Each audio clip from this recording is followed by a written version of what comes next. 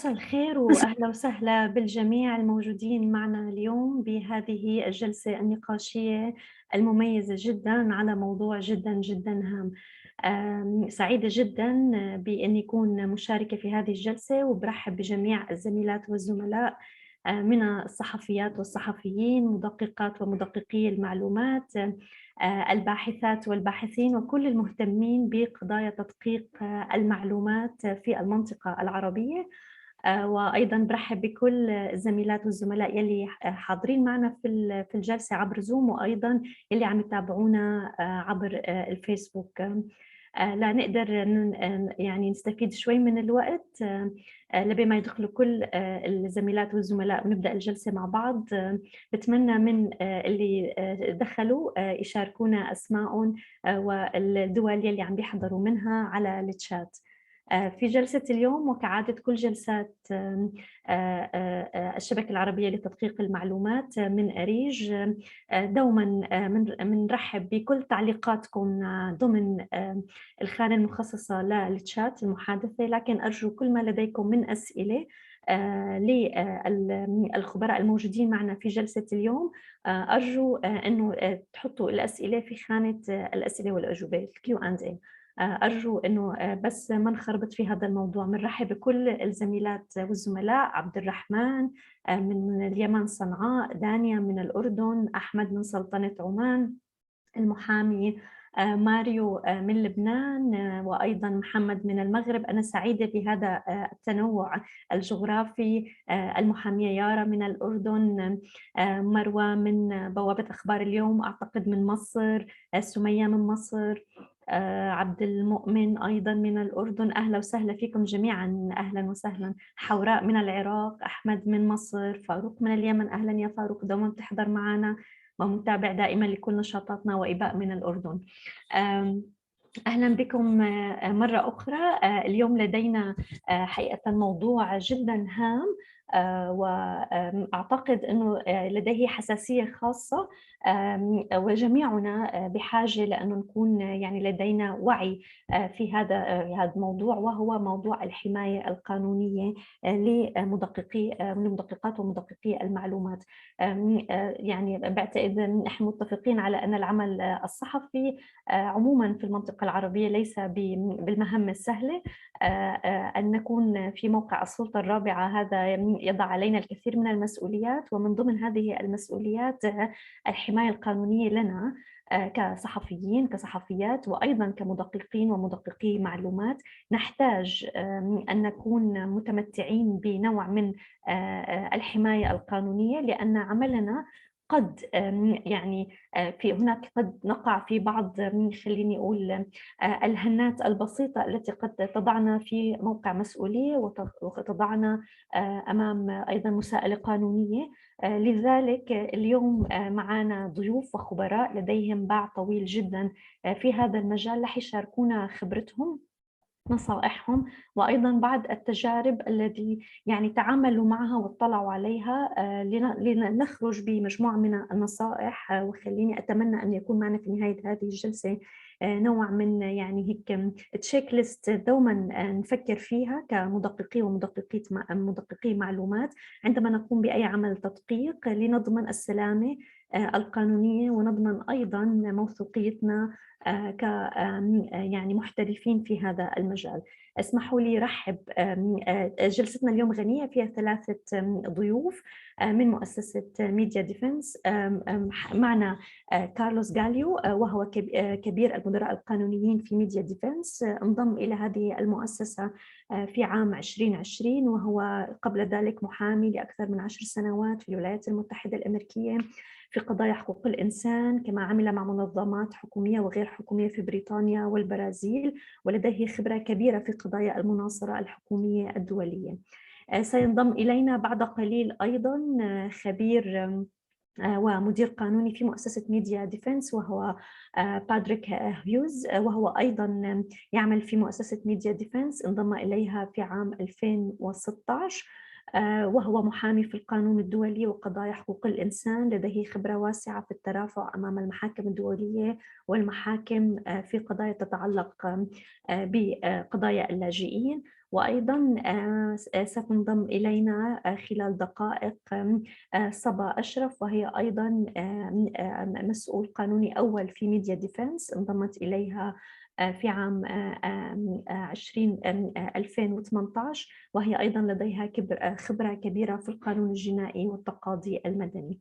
نرحب بجميع الخبراء وسنبدأ مع كارلوس اللي حيشاركنا مقدمة، وبعدها رح ناخذ أسئلتكم ثم ننتقل لباقي المتحدثين الخبراء اليوم، وسوف نحاول أنه بعد كل يعني برزنتيشن عرض تقديمي أنه ناخذ بعض من أسئلتكم. أرجو أنه جميع الأسئلة تكون على Q&A، وأكيد في آخر الجلسة أيضا سنفتح أنه يكون الأسئلة متاحة للجميع. صبا انضمت لنا الآن، أهلا بك، وسنبدأ مع العزيز كارلوس. Thank you very much, Rasha, for your introduction, and good evening, everyone. It's a pleasure to be here, and thank you to the AFCN for the invitation to us to participate in this webinar today. As Rasha mentioned, we work for Media Defense, and our organization is dedicated to provide legal support to journalists who face legal threats in their work. So we support lawyers who are defending journalists, and we also represent journalists before international or regional human rights courts. That's what we do. So much of what we will present today relates to cases and to international standards that were discussed before international courts or before high courts in a few jurisdictions. I will do an introduction, as Rasha mentioned, and then afterwards my colleagues Poreg Hughes and Saba Ashraf will also have presentations on some really interesting topics, and hopefully we'll be able to answer your questions after each presentation. As I mentioned earlier to the interpreters, if I am speaking too fast, please try and say something so I can slow down and help you with the translation.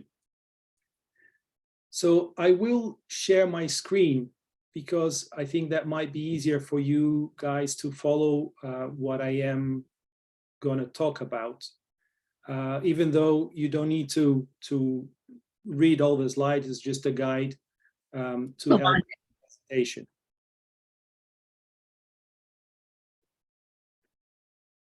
Yeah. Can you all see the screen?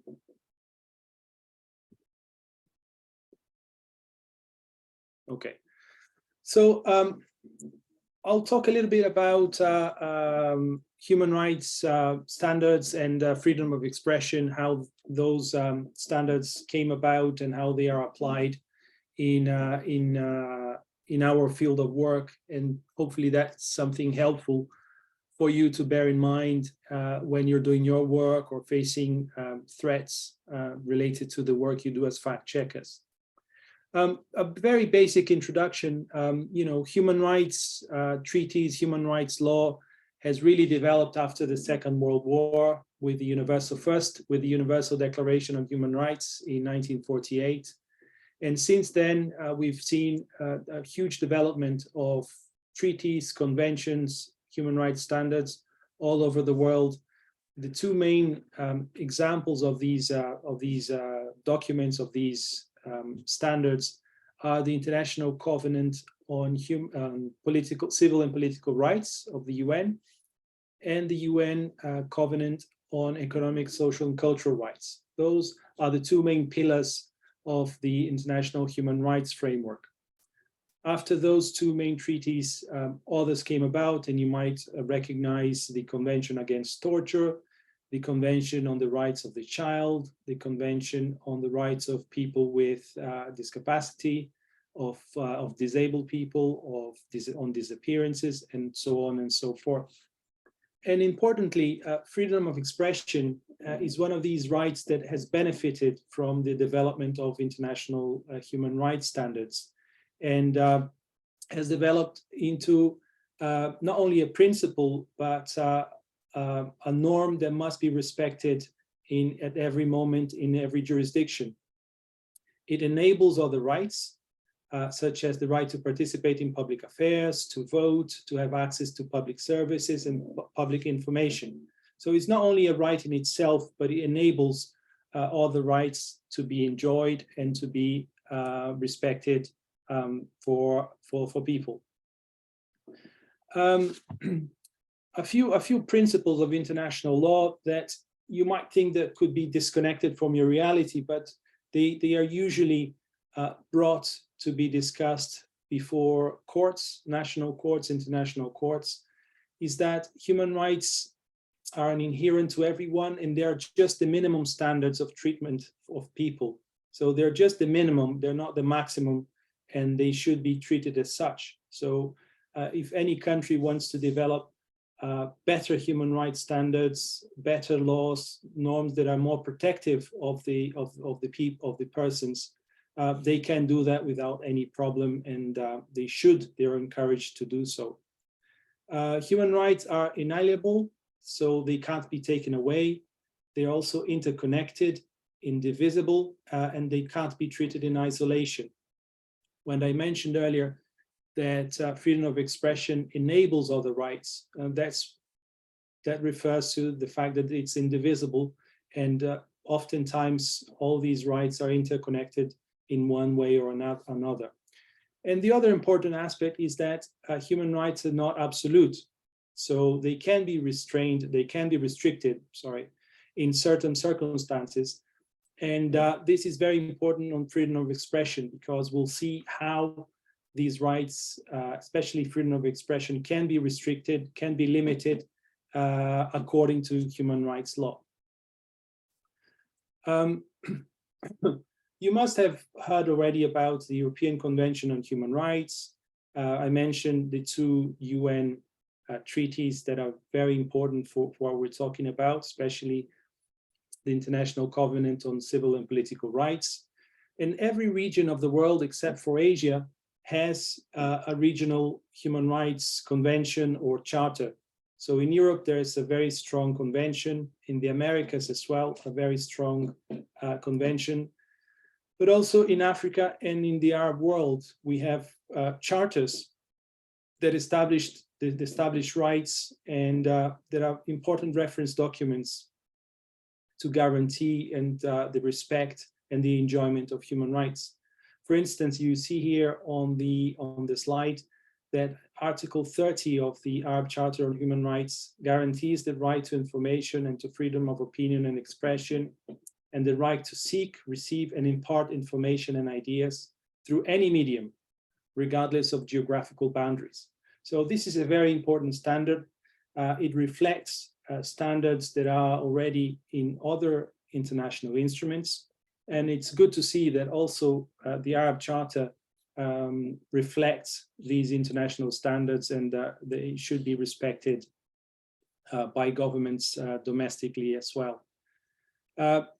Differently from the three regions that I mentioned, Europe, Americas, and Africa, there's no regional human rights body in the Middle East that is responsible for analyzing violations of the Arab Charter. In Europe, we have the European Court of Human Rights. In the Americas, the Inter-American Court of Human Rights. And in Africa, the African Court of Human and People's Rights. However, in the Middle East, that is still missing. So there's no way of enforcing these rights, of complaining about violation of these rights before an independent court in the Middle East, at least not for now. When we talk about freedom of expression, the main reference to that right is Article 19 of the ICCPR, the International Covenant on Civil and Political Rights. And as you can see here, it guarantees everyone the right to have an opinion and an expression, to hold opinions without interference, and again, to seek, receive, and impart information and ideas through any media and regardless of frontiers. So you see how the same article in the Arab Charter follows, almost copies identically, Article 19 of the ICCPR. And when you break down Article 19, you see that it contains really three rights, which are the rights to hold opinions without interference. So that's what we call freedom of opinion. The rights to seek and receive information. So that means the access to information. And the third one is the rights to impart information. That is the freedom to express one's opinion and one's views to the world without restrictions, undue restrictions. And this right, according to the interpretation made by all the regional courts and by the UN Human Rights Committee. The UN Human Rights Committee, by the way, it's the UN body responsible for interpreting the ICCPR. So it's similar to a court. It's just that it's not called a court, but it also interprets the ICCPR and can decide cases of violations that are brought before this body. And it has interpreted that Article 19 includes the right to expression in political discourse, in commentary on public affairs, discussion of human rights, in journalism, cultural expression, and even in religious discourse. All of that is covered by the right to freedom of expression. Expression also can be offensive, and that is still protected, especially when we're talking about matters of public interest. It's important to know that even an offensive expression is protected by human rights, and includes several types of communication: verbal, non-verbal, audiovisual, electronic, and obviously internet-based, which is, as you know probably better than me, that's the new frontier, the development that we've been seeing over the last 10, 20 years of internet-based communication. Article 19, and this is the point I mentioned earlier, that rights are not absolute, so they can be restricted. الحقوق ليست مطلقة. Sorry, no. I mentioned earlier, rights can be restricted. That's allowed and that's expected in many situations, but they need to follow a certain criteria. There's a test that it's called the three-part test, a very obvious name. And that's used to assess when a restriction of the right to freedom of expression is justified and legal. And the test is very simple. The restriction must be provided for in law. So it needs to be, there needs to be a prior law that establishes that that restriction will take place if the conduct that breaches that provision takes place. The restriction must protect a legitimate aim or interest. We'll have a look at what these aims or interests are. And the third criteria is that the restriction must be necessary to protect that aim or interest. So it can't be excessive or disproportionate. It has to be necessary to protect this legitimate interest. So we'll have a look at this test, how it is applied, and you'll see that it's reflected in international treaties and also in the Arab Charter of Human Rights. Oh, here it is. So these are two key articles in the Arab Charter of Human Rights, Articles 30 and 32.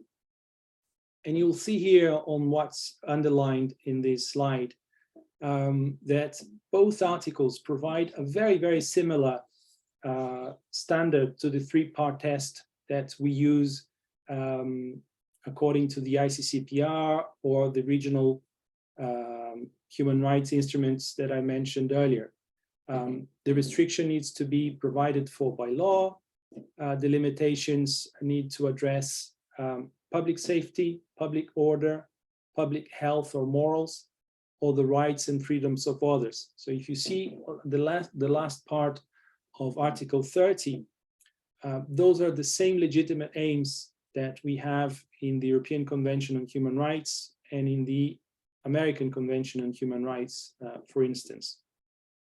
Article 32, that refers to right to information and opinion and expression, also has an explicit mention to the reputation of others and the protection of national security, public order, and public health or morals. So a restriction to a human right, and in our case, to freedom of expression, can only be valid if it's aimed at protecting national security, public order, public health, or the rights of others, the reputation of others, for instance.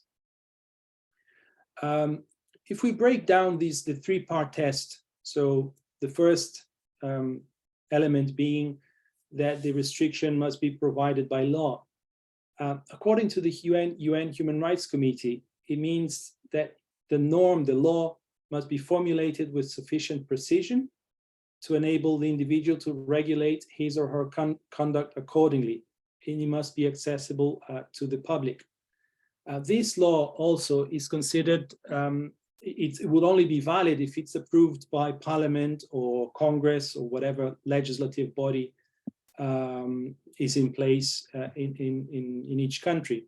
So, for instance, a decree that is issued by an authority without having gone through the legislative process would not be considered a law as such, as a valid law according to human rights standards. And that's important because oftentimes we see restrictions that are based on provisions that are do not follow this criteria, this standard of being approved by the legislative body, for instance. The second aspect of the test, that it is necessary, means that it's necessary for a legitimate purpose. And the legitimate purpose are these ones I mentioned again, I'll repeat, is the protection of the rights and reputations of others, and the protection of national security, public order, public health, or public morals. So the law needs to address these aspects and only these aspects. So if the restriction includes something in addition to these aims, it would not be considered valid according to human rights law. And then when we talk about necessary, the requirement of necessity is that the restriction must be necessary to protect that aim that we just mentioned. For instance, let's say the reputation of others, which is something that is usually used against journalists when in complaints in court against them. And when we talk about necessity, it's important also to bear in mind the principle of proportionality. For instance, if someone doesn't like a publication and sues a journalist and asks for the journalist to be prohibited from using social media, for instance, for this one publication, that probably wouldn't comply with the principle of proportionality, because that's quite an excessive measure that is being asked from that journalist. A much more adequate measure would be or necessary measure would be to remove the post, or to issue a correction, or to allow for that person to express his or her view on the publication, on the matter that's been published, that that person is not in agreement. So this, again, when the restriction is disproportionate, it wouldn't comply with the three-part test, with the aspect of necessity that is very important when analyzing these restrictions. When we talk about human rights, freedom of expression as well, it's present in several other human rights treaties. Here I mention three of them: the Covenant on Economic, Social, and Cultural Rights, on the Convention on the Rights of the Child, and on the Convention on the Rights of Persons with Disabilities. And they regulate specific aspects of this right according to, obviously, the subject of these conventions. If you're interested in looking at these articles, I would recommend you search the UN website. Finally, I've got a couple of slides now about challenges to freedom of expression online, and I think they relate to perhaps some of the experiences you have in the Middle East in your work as fact checkers. And this is the rise of social media and the problem that social media has created as a revenue model for the traditional media or the legacy media. The problems that traditional media have endured over the last decade to fund their work, to fund journalism, to fund investigative and public interest journalism, that has had an impact due to the rise of social media. Another interesting challenge that is very present in the Middle East and in other regions, it's a backlash from governments, so a reaction from government officials and very powerful individuals using the law or using sometimes misinformation to create doubt about important investigative journalism that is being done in some countries, and even using weapons, cyber weapons and espionage to try and silence journalists and sometimes even fact checkers, politicians, and silence them and harass them when they're doing their work. I can stop sharing my screen here because I've reached most of my time. But what I wanted to say is that these are the standards that have been in place for decades now. They apply for the digital world, but also for the physical world. They apply for newspapers, physical newspapers, magazines, but they also apply for social media, for the internet world. And these challenges, they surface more and more given the huge boost in expression, in the use of social media, in the use of these tools for people to express their views, express their points of view about the world, about their governments, about society in general.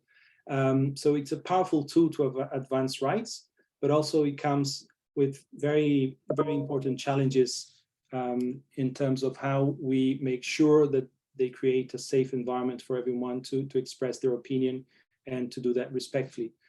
I will stop now, and if you have any questions, perhaps I would ask Rasha to translate them for me.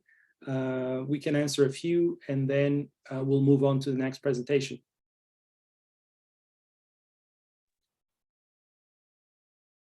شكرا جزيلا كارلوس لهذا التقديم. الحقيقة التقديم جدا كان ممتع، وأعتقد أنه أيضا شوي يمكن بالنسبة للبعض، أنا منهم على الأقل، محزن، لأنك ذكرت الكثير من الأطر القانونية والتشريعية الموجودة في مختلف الدول حول العالم، وأعتقد أننا مع الأسف في المنطقة العربية نفتقد لوجود أطر مماثلة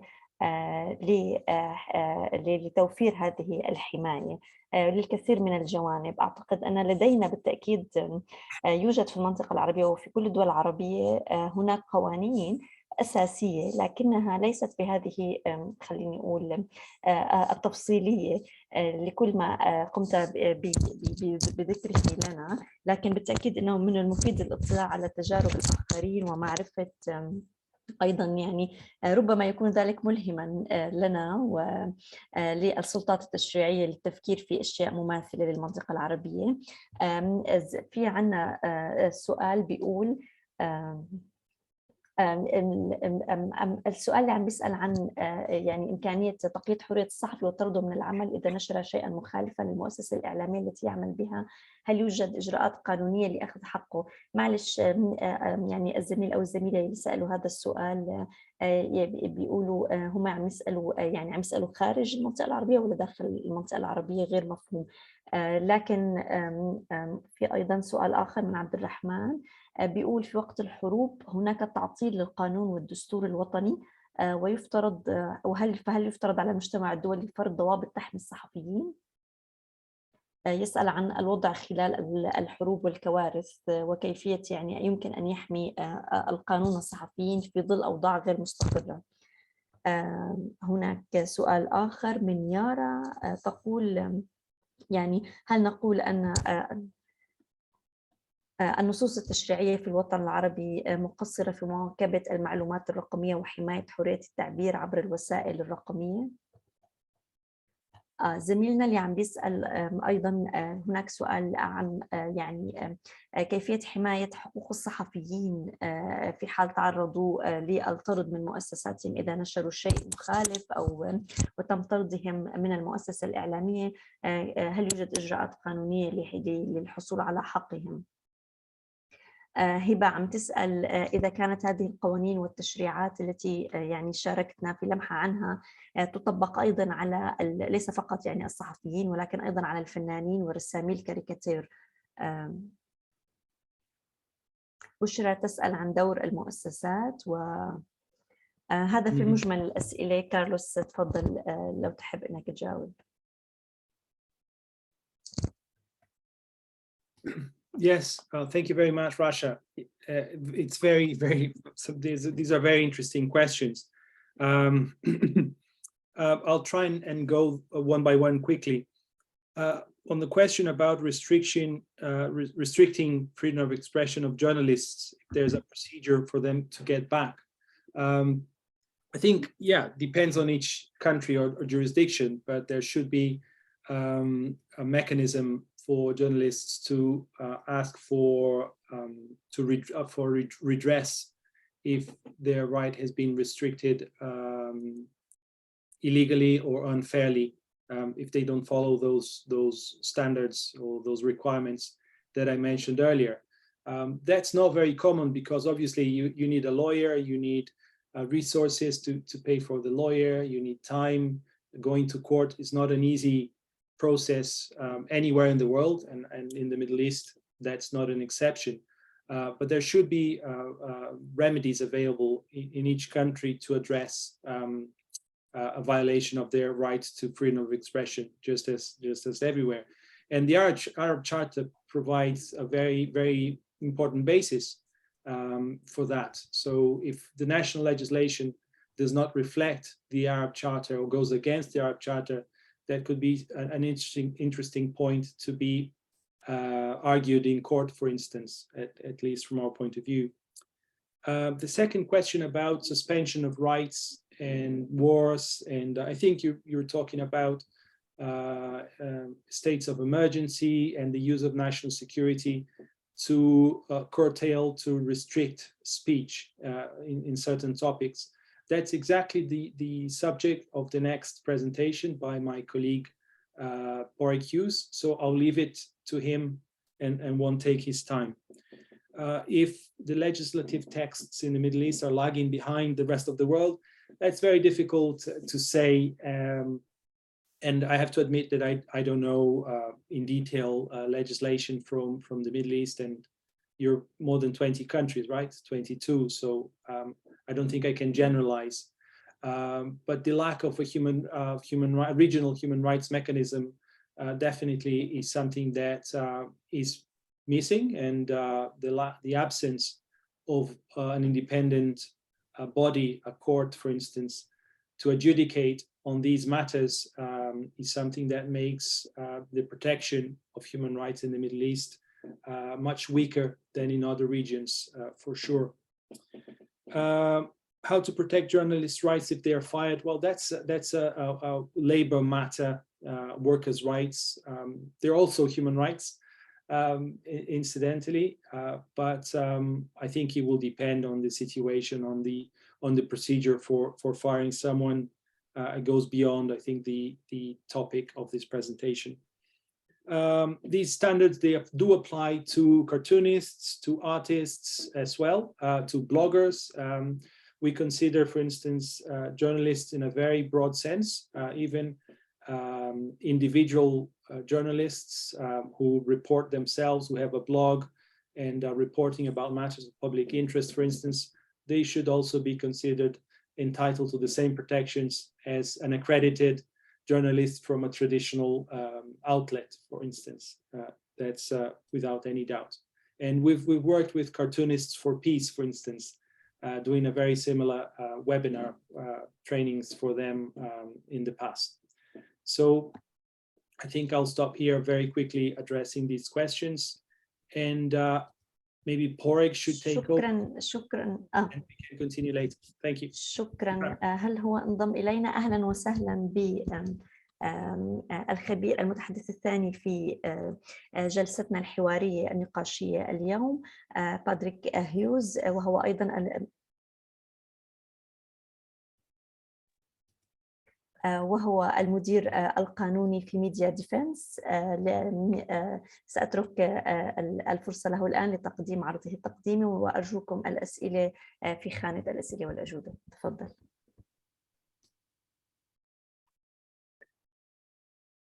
Great, thank you. I hope you can all hear me. I'm going to share my screen insofar as I can. So this presentation is a presentation on national security, and specifically on some of the limitations that exist in relation to speech when it comes to the restrictions that are imposed through international standards throughout the world. There are many commonalities in terms of the way in which international law and international conventions and regional conventions and treaties have imposed certain restrictions on freedom of expression in certain circumstances.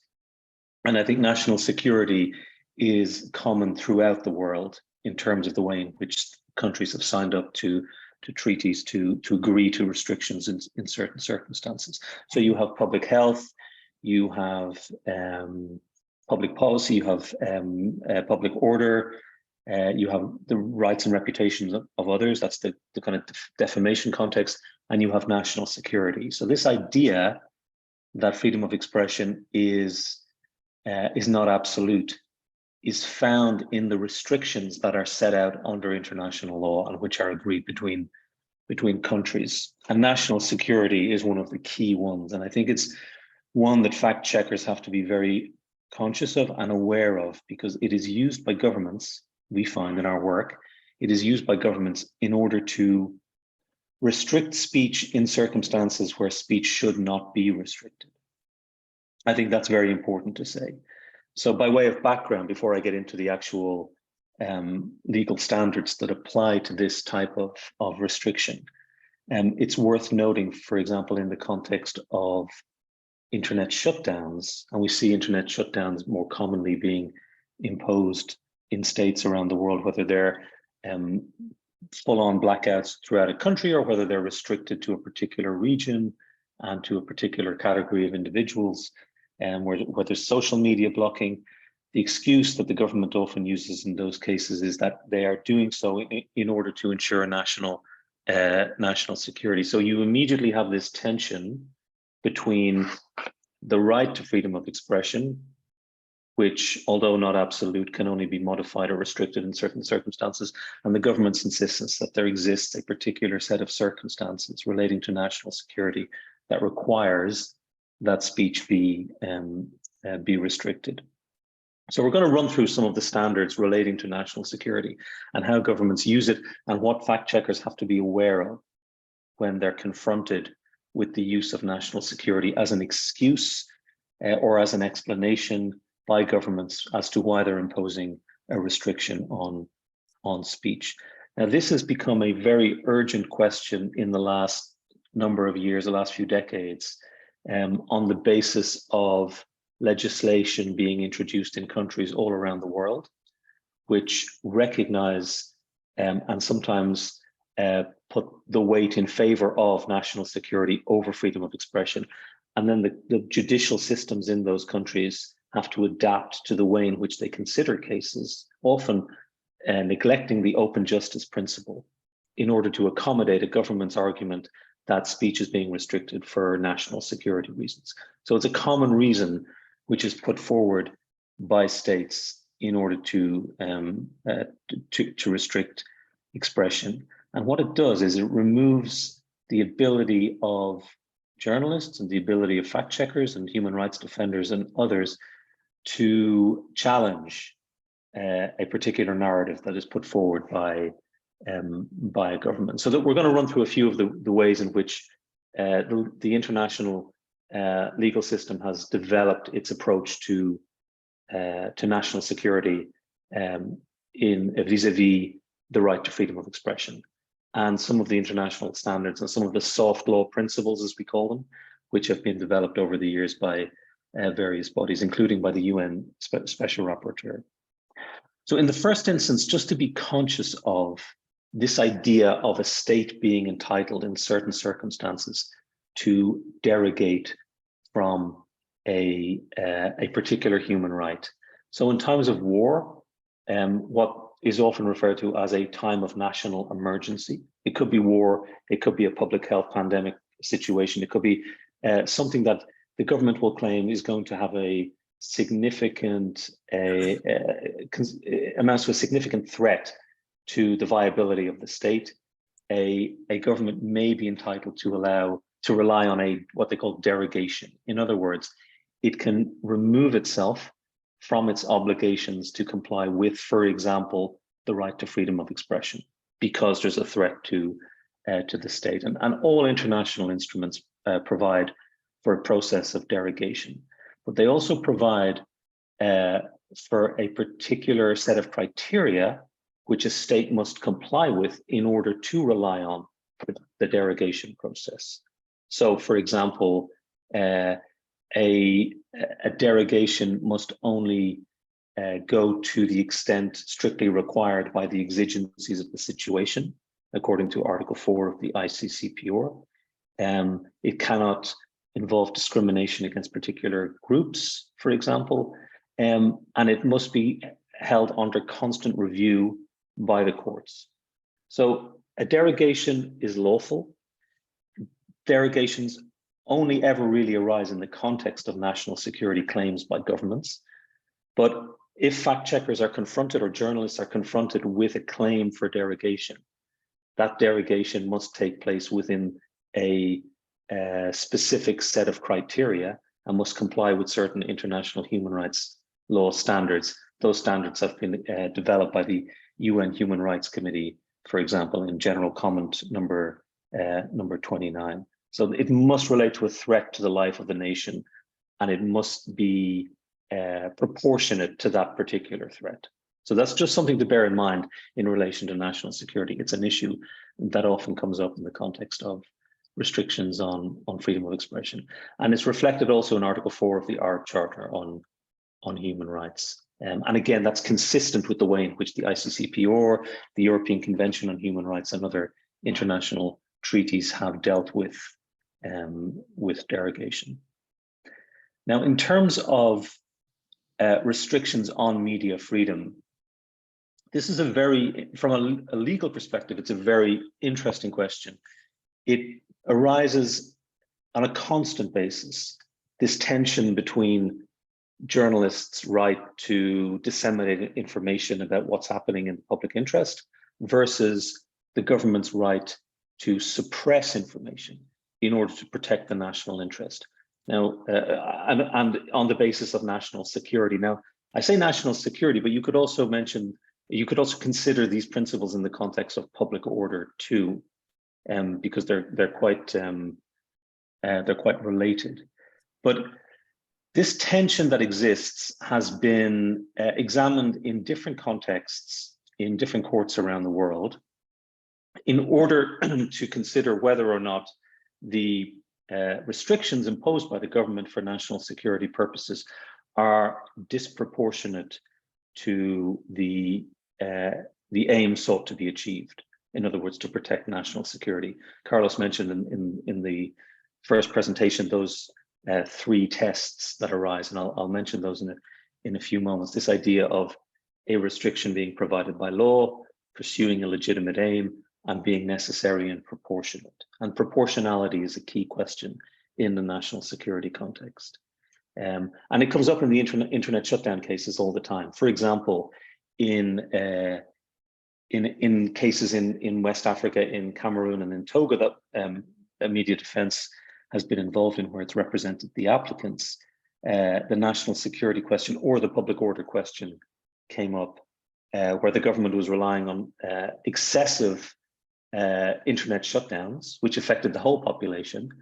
They would say, well, these are necessary in order to preserve national security, in order to preserve public order. And our counter argument to that was, no, they're disproportionate. If you're shutting down the internet, you're affecting everybody. People can't get in touch with each other. Hospitals aren't able to function. You're not able to send money. People aren't able to communicate with each other. And we would also often argue that the purpose behind the imposition of the internet shutdown was not legitimate, and was in fact based on trying to ensure people weren't able to communicate in order to gather, to protest, and all of those things. So while national security is a legitimate consideration in the context of freedom of expression as a restriction, it is important that it has the quality of law, and I'll come to that in a moment. So there's a case there from the Malaysian federal court relating to sedition, and the way in which that was introduced into the legislative discourse, and the fact that the provision that was restricting freedom of expression was inconsistent with the guarantee of the constitutional guarantee of fairness under international law. So you have the international law standards, which you can always test the claim for national security against. And I think that's the important point. So when you're confronted with this claim by governments about national security or public order, there is that opportunity to look to international standards and say, well, hold on a moment. It may be the government's claim that there's a national security question here, but we need to test that, and we need to see whether that's actually the case. Now, there are two soft law documents that I think are relevant. One is older than the other. I think the Schwane principles are more up to date and perhaps more relevant now to the consideration of national security. But I'll just mention them in passing. They set out the circumstances when there may be a legitimate restriction on freedom of expression. And what they do, what those principles do, is they understand and they emphasize the important job that journalists, fact checkers, human rights defenders, and so on do in holding government to account. So you have that kind of understanding that underpins the principles, and then the principles set out the circumstances when there may be legitimate restrictions on national security grounds, on public order grounds. Well, I'll emphasize national security grounds for the moment. So I would emphasize those two, specifically the Schwane principles, and they've been endorsed by NGOs all around the world as being a fair reflection of trying to get this balance right between national security, concerns from the government resulting in restrictions on freedom of expression, and the right to disseminate information. So the Schwann principles are very comprehensive, but they're not binding. They have what we would call persuasive authority. I think you could reference them as an example of a relatively balanced framework within which to consider national security versus freedom of expression. Now, in terms of the meaning of national security or its scope, one of the problems I think with this kind of phraseology is that governments, in the context of restricting not just freedom of expression, but for example, restricting someone's liberty, may rely on national security as a reason.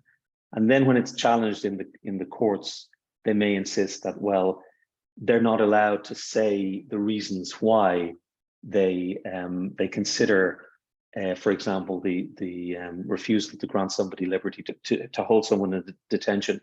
They're not allowed to say it, but the judge will just have to trust them that it's for national security reasons. I think this is or has up until recently in many jurisdictions been a very common approach to interfering with or violating what would otherwise be considered fundamental rights. And post 9/11, this idea of restricting rights on the basis of national security became a very hard-fought area of law in Europe.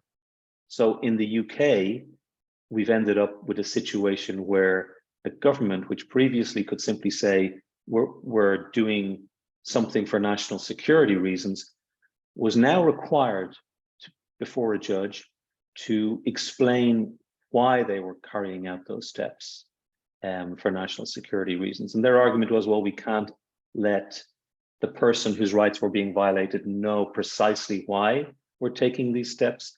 And the government came up with a method of allowing for representation on behalf of the individual whose rights were affected without that individual ever knowing precisely what the claim was, what the national security issue was. They're called special advocates. But it's a very difficult and it contradicts the fundamental principle of open justice to have this idea that judges will simply accept a government's claim of national security and agree to a violation of a particular human right without that claim of national security being tested in the courts. So you have all of these statements from the Special Rapporteur, from the Syracuse principles and the Johannesburg principles. And yes, there are certain circumstances where a state's existence or their territorial integrity is threatened from the outside or indeed from the inside. But the idea of interfering with or violating fundamental human rights still requires a court at some level to be involved in order to test that claim. And that's just something to be conscious of, because I know there's a variety of different kind of legal systems represented here today.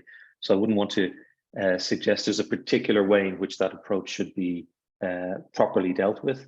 But in the European context, we've seen efforts by courts and by judges and by governments indeed to deal with it. But to a large extent, those efforts have been considered unsatisfactory. You're still left with the situation where governments often rely on national security excuses without them being fully tested by the courts or indeed by the representatives of the individual whose right is protected. Now, specifically in the context of national security, I'm mentioning terrorism. This is controversial because there is no definition of terrorism in international law. There was an attempt a number of years ago by a very famous professor to introduce a definition of terrorism, which was criticized by other international law scholars who took the view that you don't necessarily, if you're going to define terrorism, you define it based on the acts that it relates to, as opposed to the individuals who might be carrying it out. And that was something that the UN Special Rapporteur then adopted, this idea that you can define terrorism in a specific way. But there is a very a very strong view that terrorism is something that shouldn't be defined. And often the phrase terrorism is used by governments in order to suppress dissent, by suggesting that anybody who takes a particular view on national security, contrary to the government, is simply endorsing efforts at terrorism, for example. So I think as fact checkers, when you're confronted with this kind of information around a discourse or a narrative around terrorism, the meaning of terrorism, and so on, under international law, there is no strict definition of terrorism, and it has been the subject of considerable debate. I mean, the phrase that we often hear is one person's terrorist is another person's freedom fighter, and I think this is something that international scholars, to put it at a very basic level, are very conscious of. So suppression of expression on the basis that it assists terrorism is something I think you should be consciously skeptical of, subject to that statement being analysed or assessed and scrutinised. I think the UN Special Rapporteur's definition is here. Yes, it relates to an action or attempted action, and then it discusses the nature of that action, including that the act in question should be contrary to domestic law. It should be an act that is a serious crime as defined by national law, as you'll see from 3B in that definition. So taking all of those issues into account, and those kinds of issues or matters that come up in the context of claims for national security by states and the impact that has on freedom of expression, and your job as fact checkers to ensure that people are informed about facts as opposed to being fed misinformation or disinformation. Just those ideas of terrorism and so on, you need to be conscious of the way in which they are considered under international law, and how you can look behind them to see whether or not a particular restriction on freedom of expression or suppression of a piece of information is lawful or not. I'm just going to very quickly mention two of the three limbs of the three-part test that international law recognizes when considering freedom of expression and restrictions. So as I say, and as I'm sure Carlos mentioned at the beginning, freedom of expression is not an absolute right. It can be restricted. National security is a legitimate restriction, but then you're considering whether or not it is a national security issue, that it means that the restriction is in fact legitimate. But if a restriction on freedom of expression is imposed for national security purposes, it must be prescribed by law. That's very important. In other words, it must have the quality of law. And that law must be specific, it must be on the legislative books, it must be known to individuals so they can modify their behavior, it must be clear, it can't be vague or overbroad or ambiguous. So that's what's called the quality of law. It must have the quality of law prescribed by law or provided by law. That's the first test. And that's very important in the context of national security, because if you look at the way in which governments handle internet shutdowns, the governments often rely on national security, but there's no law underpinning the shutdown of the internet in the country. They just say, well, we need to do this, and we need to do it for national security purposes. And then you'll ask, well, what piece of legislation are you relying on?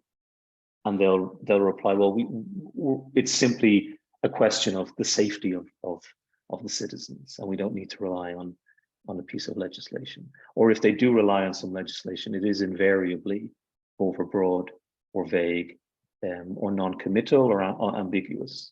So that's the first point to remember in the context of national security.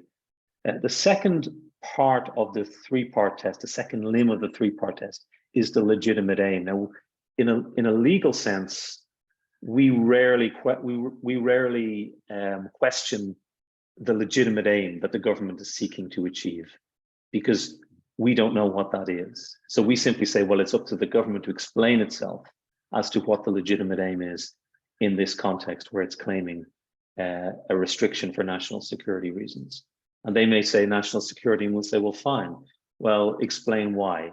And that's where you get that tension between the government not wishing to explain precisely every aspect of its position in relation to the concerns it has around national security, and the open justice principle of ensuring the public understands the reasons why a particular restriction has been imposed. So the legitimate aim, the second part of the three-part test, is not as relevant, but it is something you should be conscious of. The third limb of the three-part test is, as Carlos mentioned, the most important. This idea of proportionality or necessity in a democratic society.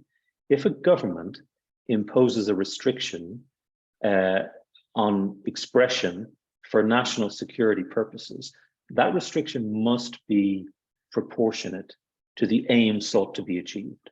That's the key. So if, for example, in Ethiopia, a few years ago, there was I use internet shutdown because it's the kind of easiest, and it's the one that comes to mind because we've been working on a number of cases recently where it's been an issue. If, for example, in the Ethiopian context, where an internet shutdown was imposed to prevent cheating during exams, and it affected not just students, but the whole community, that's disproportionate. It's way beyond what's necessary in order to deal with the mischief being the cheating at exams. So the proportionality question is very important. And again, this is where fact checkers would, for example, question government explanation about why they're introducing a particular set of measures in order to restrict freedom of expression, when those measures go way beyond what's necessary for the particular issue in place. So just be conscious of the necessity and the proportionality question. Is the measure proportionate to the mischief? I guess is one way of putting it. And there's a case from the Maldives, but there's lots of cases around this. I mean, international law is replete with jurisprudence on this question, on the national security question. For example, in the UK, post 9/11, there was a very well-known case where the government sought to hold a terrorist suspect, to use that phrase, for up to 90 days. And the normal length of time was much, much less. You were allowed to hold it for 2 days, and then you'd seek an extension, and you'd seek another extension. And they sought to hold this individual for 90 days on the grounds of national security. And that case, that detention was challenged in the courts, and the court said that it was completely disproportionate to the reasons provided by the government, the national security question. The court suggested that they would want to hold the individual indefinitely until they had got the information they needed or prevented a particular commission of a particular crime, for example. So proportionality is very important. And then the final point, and I think, again, this is perhaps relevant to fact checkers in the context of national security, this idea of prior restraint. Prior restraint is a very American concept. It's a very First Amendment concept. This idea that the government can prevent you from expressing yourself, for example, publishing something, before you've ever even published it, on the basis of national security. Now, the European Court in this context has said prior restraint or prior censorship, in other words, the expression is never published. That kind of prior censorship should be subject to what the European Court has said, the most careful scrutiny. That kind of measure requires the most careful scrutiny. So again, you see this emphasis when you have this tension between freedom of expression and national security, this emphasis on ensuring a proper examination of the interference with freedom of expression to see whether it is legitimate, to see whether it is lawful. So we see it with almost every aspect of claims of national security, where the law is well developed. The general approach is to have the matter tested in court, and to have the judiciary examine, and it depends, of course, on the extent to which the rule of law is established in a particular jurisdiction, the extent to which judges are amenable to listening to international law arguments, and the extent to which those judges are not necessarily biased towards the government or give particular weight to national security considerations. But you see on each occasion when you have this tension between national security and freedom of expression, there is a requirement that that tension is tested in court, subject to the standards that I've outlined and that Carlos has mentioned at the beginning of the session. So that's the key. The key is to not to accept the claim of national security, but rather to have it tested. And then there's just a brief conclusion which essentially emphasizes that. But I'm happy to stop there and maybe take some questions if there are any.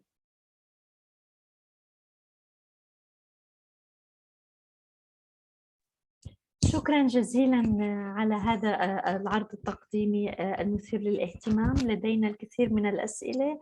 أعتقد أن يعني بعض الأسئلة مررت عليها في خلال العرض التقديمي، لكن ربما هناك بعض الاستيضاحات التي يمكن أن تضيفها. هبة تسأل على موضوع يعني الاعتماد الآن الكبير على الإنترنت وما ذكرته حول إمكانية أن تقوم بعض الحكومات بقطع الإنترنت سواء في منطقة عربية أو أوروبية في لفترة من الفترات للحد من حرية الرأي والتعبير. هذا يحدث كثيرا، لكن مع الأسف لا يوجد إجراءات قانونية للحد أو لمنع تكرار حدوث ذلك. هل هناك أي تعليق في هذا الخصوص؟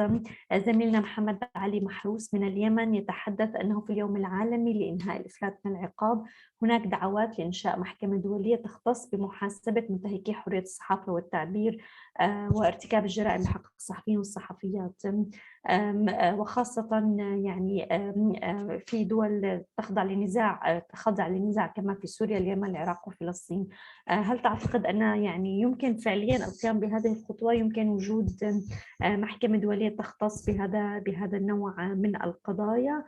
من المعني في يعني أو الجهة التي يمكن أن تأخذ على عاتقها إنشاء مثل هذا النوع من المحكمة لدعم حرية التعبير والصحفيين في الدول التي تشهد نزاعات؟ أيضا لدينا زميل يسأل أيضا كيف يعني هناك يمكن التحقق، هناك تشريعات ولكن كيف يمكن بالفعل يعني ضمان تنفيذها على الأرض فيما يتعلق بالحقوق المالية وأيضا النفسية للإعلاميين. وهناك أيضا سؤال يتعلق بدور المنظمات الحقوقية الأوروبية أو الأمريكية، يعني الخارج المنطقة العربية. هل توجد منظمات على حد علمك خارج المنطقة العربية ممكن أن تهتم بالدفاع عن صحفيين داخل المنطقة العربية؟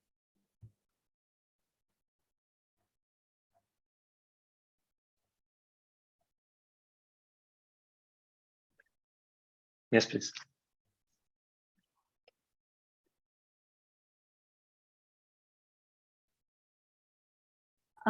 طيب أوكي تمام. إذن كان لدينا مجموعة من الأسئلة تتعلق ب أولا موضوع قطع الإنترنت. ذكرت خلال العرض التقديمي وكان السؤال حول وجود إذا كان في آليات بالفعل يعني لمقاضاة الحكومات التي تقوم بمثل هذا الإجراء.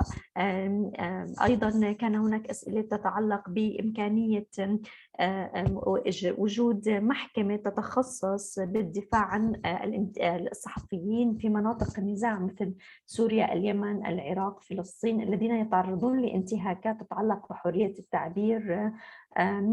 هل هناك دعوات لوجود محكمة دولية تختص للدفاع عنهم؟ برأيك من هي الجهة التي يمكن أن يعني تتولى مثل هذه الموضوع، وهل حقا مثل هذه الفكرة قابلة للتنفيذ ويمكن أن تدعم الصحفيين في المنطقة؟ أيضا كان هناك سؤال يتعلق حول وجود أي منظمات خارج المنطقة العربية تكون مهتمة بالدفاع عن صحفيين من داخل المنطقة العربية في حال تعرضوا لأي مساءلة.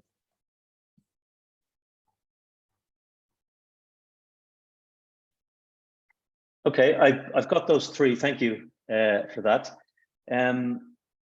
So in terms of the mechanism in order to prevent internet shutdowns, I guess is the question. Well, that's a very topical question.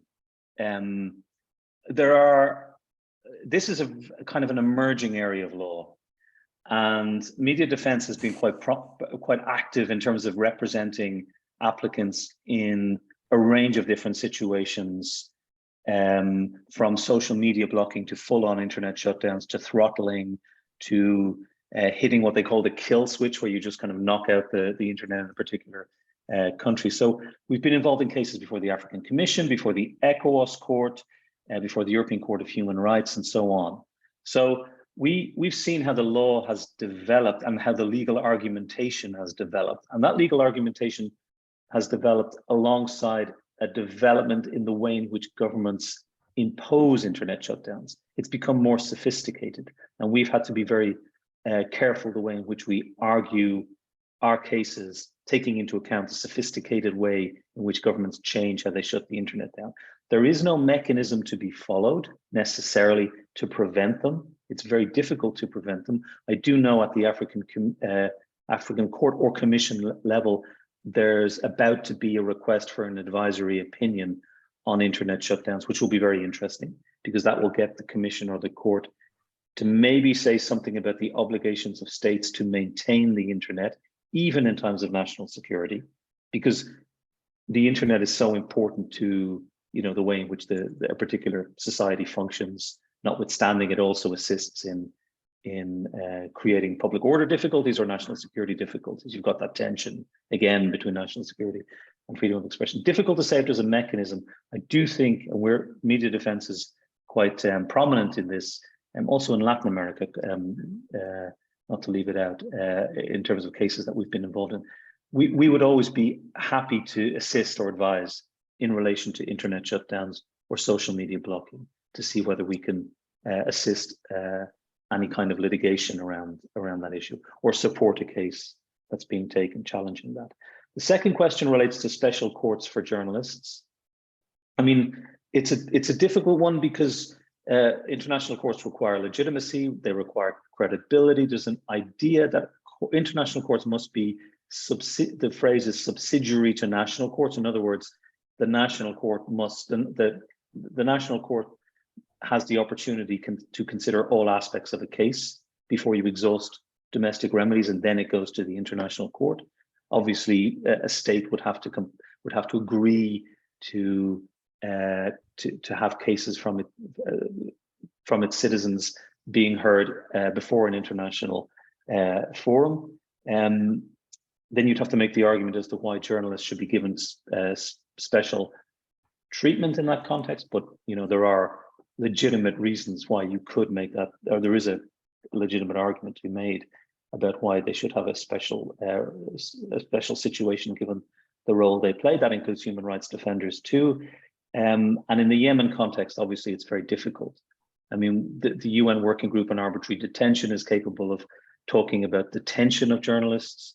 There was at one stage the prospect of going, for example, to the ICC in the context of some of those cases. But I think it's, in theory, potentially on a very high level, quite an interesting concept. I'm just wondering how practical it would be, and if it existed, what kind of legitimacy it would have and what kind of permanence it would have. And then the final question is, are there legal NGOs working around the world who will be willing to work in the Middle East? Well, Media Defense is definitely an NGO. We work all over the world. We support lawyers. We provide funding for lawyers to take cases to domestic courts. We represent journalists and human rights defenders and fact checkers and others at international courts. There are lots of organizations like Media Defense, not quite like us, but slightly different to us, but who kind of do this work. We'd always be happy to talk to anybody who had any of these issues relating to their work where it came within our mandate. We'd hope to be able to assist. So we should definitely keep in touch in that connection.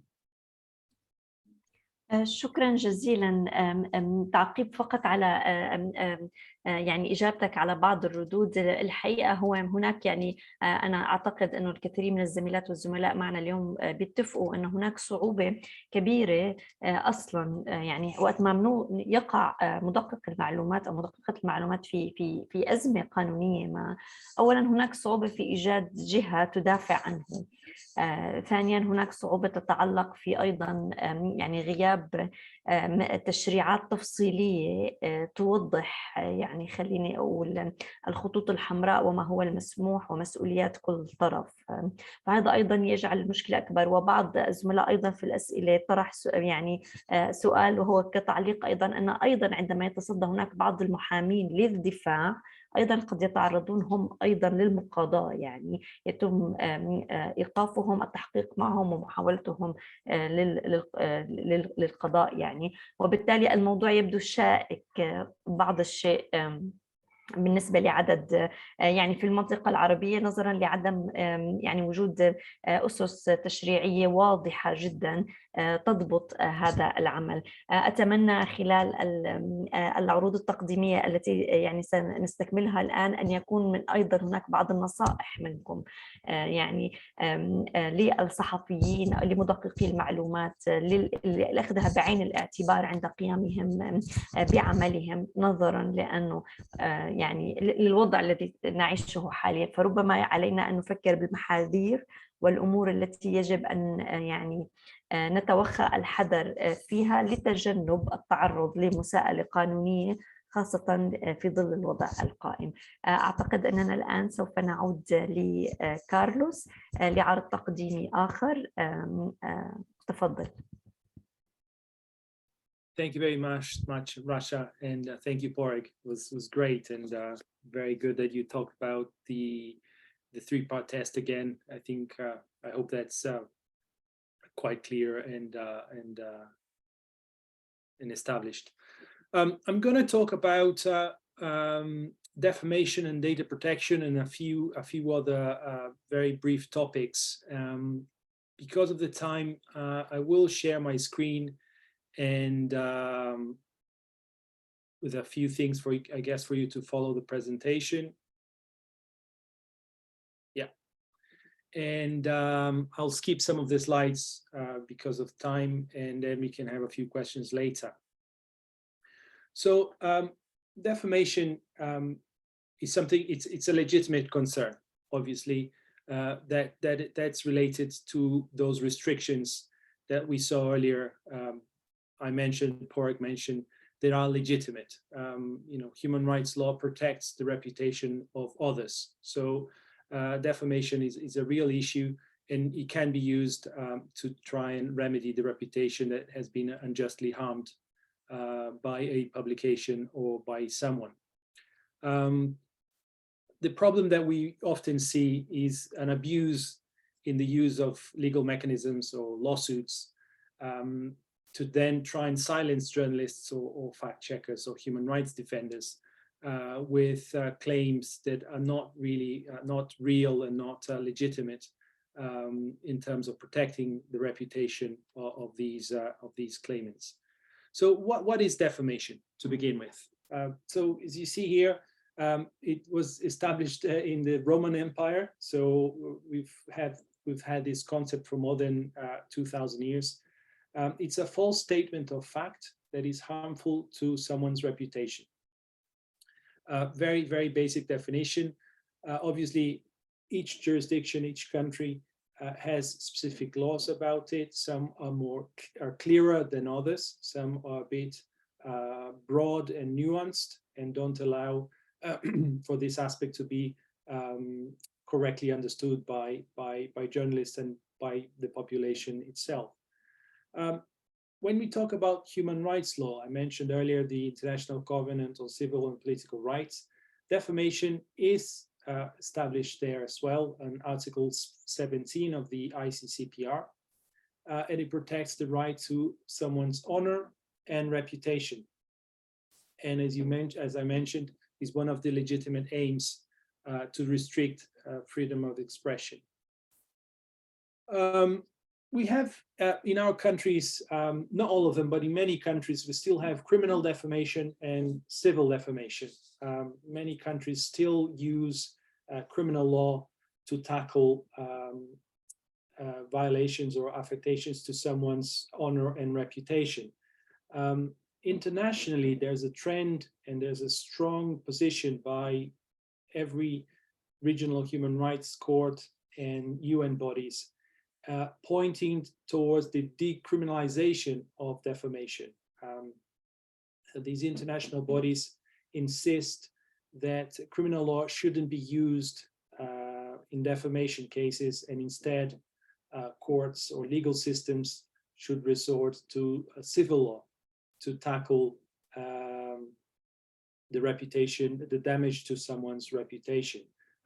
We shouldn't have a journalist or someone commenting on a public interest matter, for instance, going to prison or having his rights restricted for speech that instead should be protected. Civil defamation laws, sometimes they can be very harsh. Punishments, sentences, even in civil defamation cases can be quite harsh.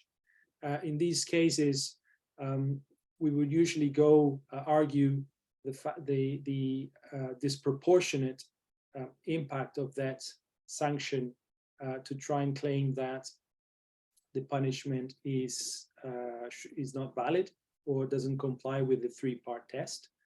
A damage that is imposed by a court of law, if it's too harsh, if it's too high, it creates a chilling effect on expression, on journalists and fact checkers as well, and human rights defenders.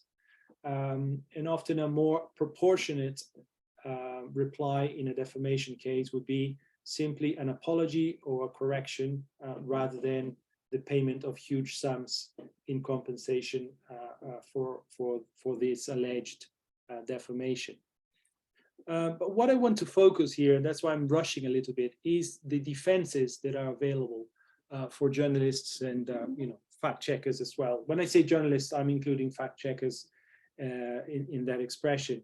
The defenses that are available for someone who's been sued for defamation.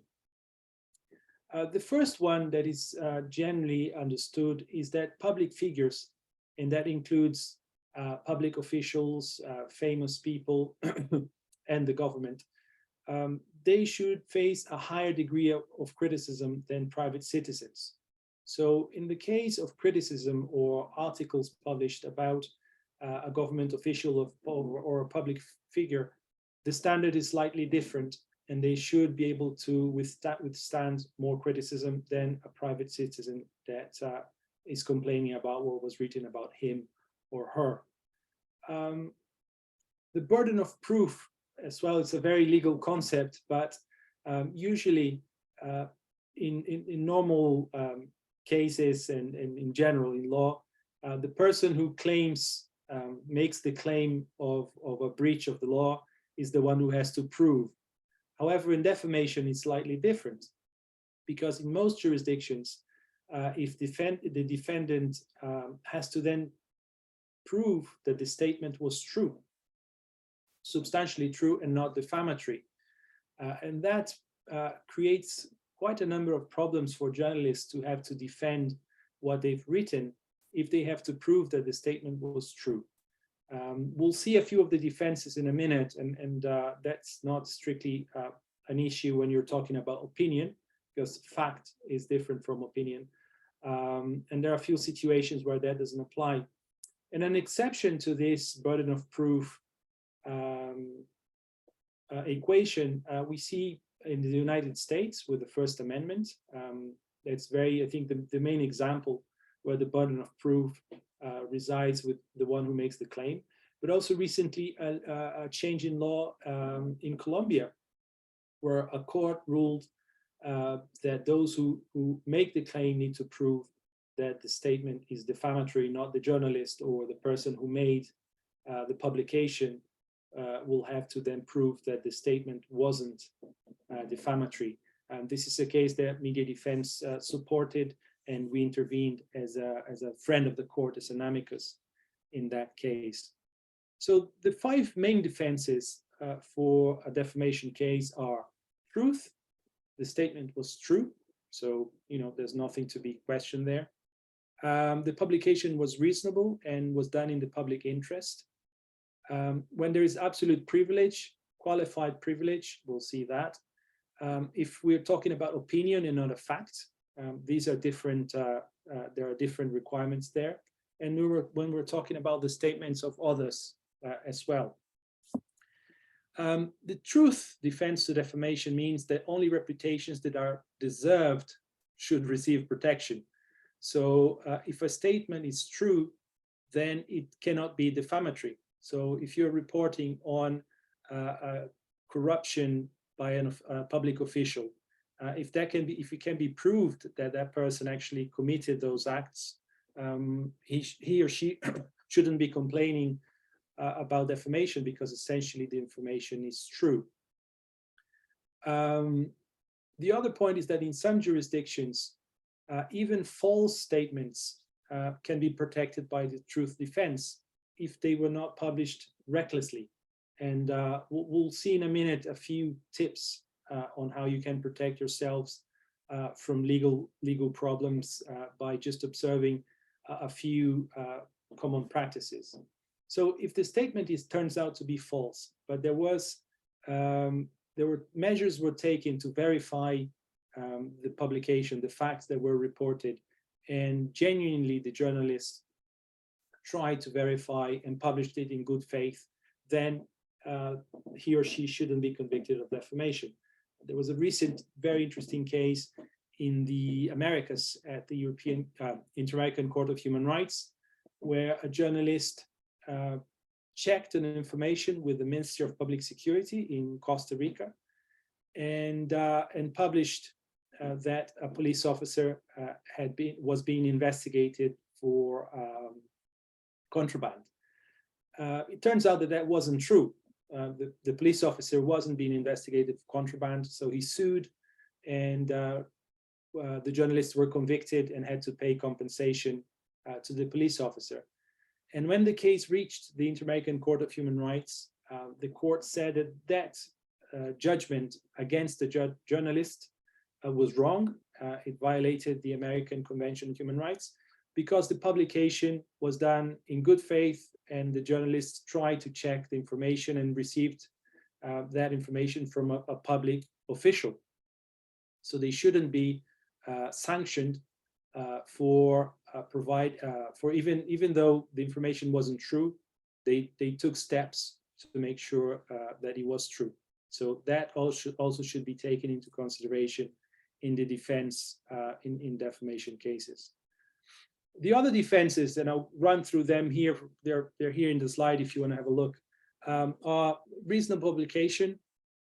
And this, in addition to the truth statement, is whether there's a need to verify that information was true or not. So that means the accuracy of the statement in the publication.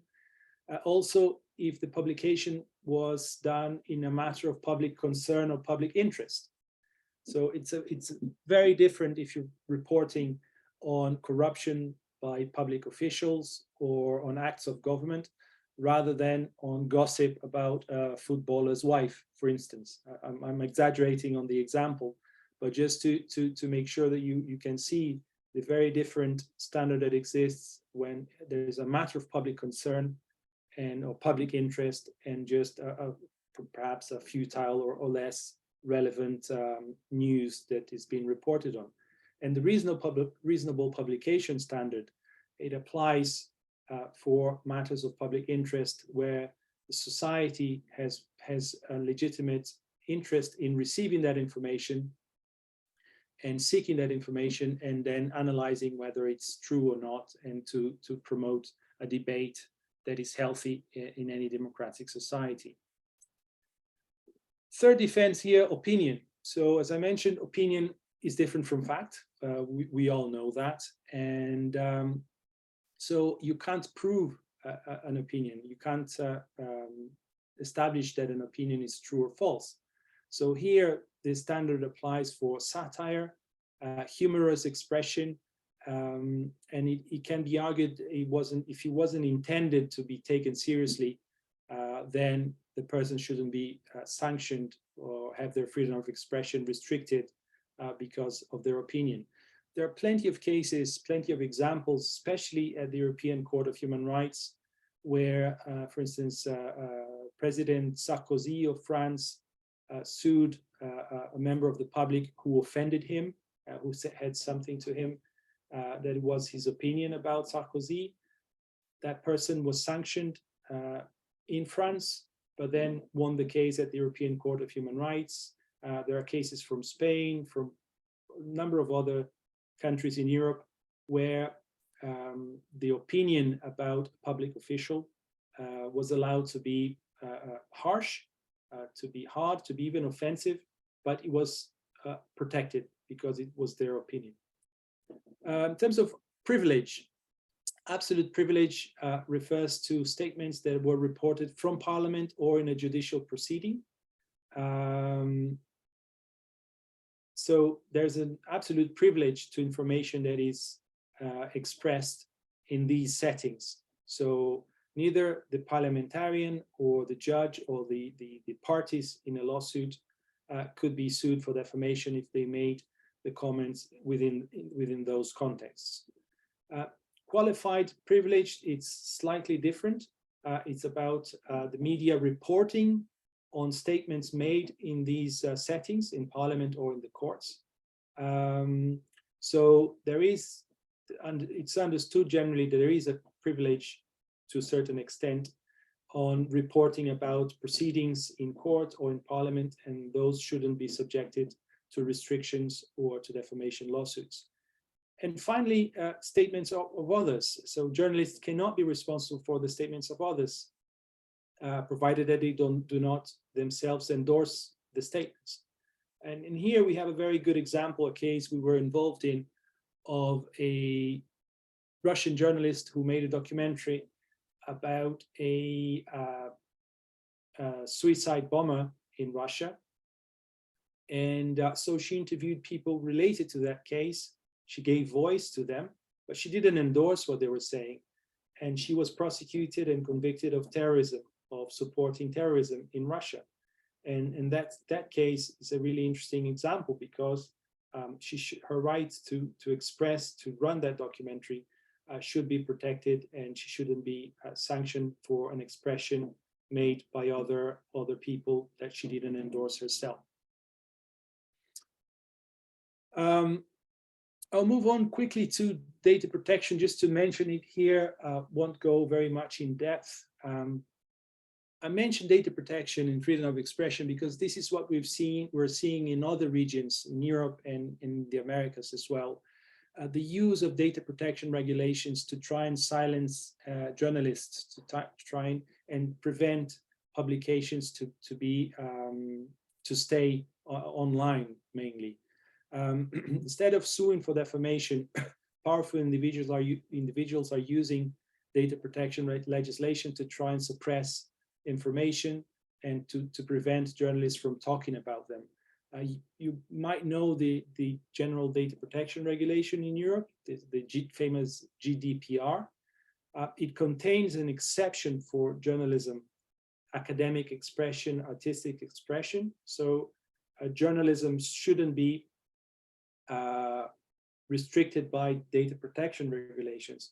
But we're seeing that there are some very creative lawyers exploiting these norms, exploiting these regulations to try and restrict speech through data protection.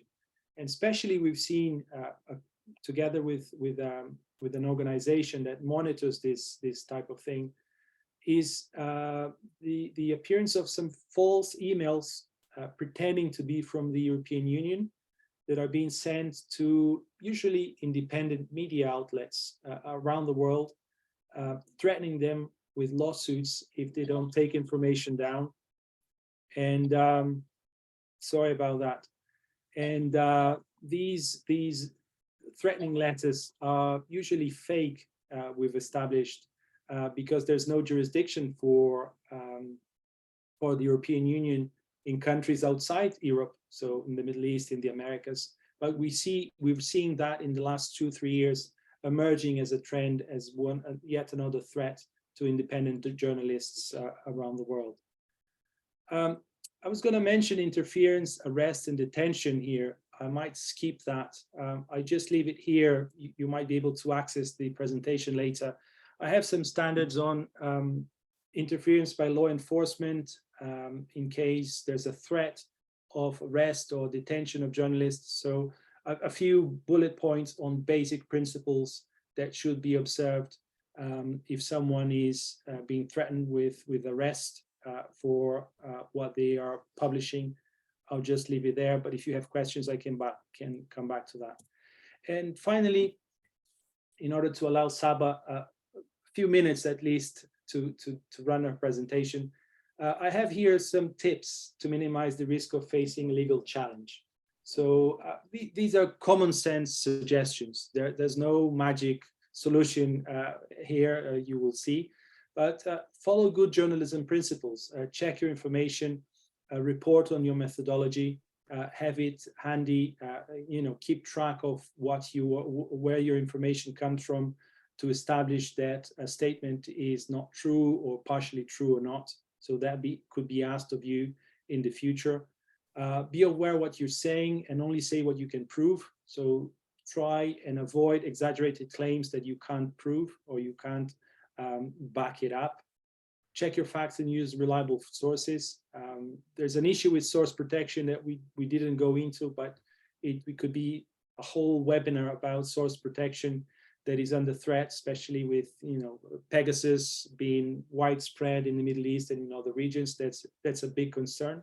And by the way, we just filed 4 cases at the European Court of Human Rights challenging the use of Pegasus in Azerbaijan. If you're giving your opinion on something, make it clear that it's your subjective assessment and that it's done in good faith, so that it's not confused with a fact, that you're not affirming a fact. Use a disclaimer, that could help and avoid liability. Explain what you're doing. Suggestion on security, digital defense, and encryption. Always important to have healthy internet habits. Just make sure that if you receive a threat or if there's a coordinated attack against you, share it with your colleagues, editor, management, whoever else you trust, to make sure that you document these attacks and take measures to protect yourself from harm. That's very important, and sometimes we tend to forget to take these steps when we are under attack, and those are extremely important, both for your own integrity, but also for future attempts at redressing, at challenging these people in court for what they're doing. I'll stop here because of time, Rasha. I can take any questions, and then I'll leave a few minutes for Saba. Thank you. شكرا جزيلا كارلوس على هذه النصائح. أعتقد أنها نصائح مهمة جدا وتأتي في الصميم وستساعد كثيرا على الإجابة على الأسئلة التي وردتنا الآن خلال عرضك التقديمي. اسمحوا لي زميلاتي وزملائي أن أؤخر مشاركة أسئلتكم لما بعد العرض التقديمي الخاص بصبا، وذلك للحفاظ على الوقت. تفضلي.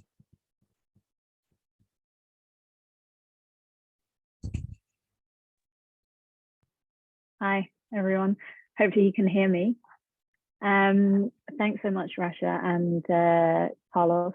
So I'm just going to take up a few minutes at the end just to talk about disinformation, misinformation, false news.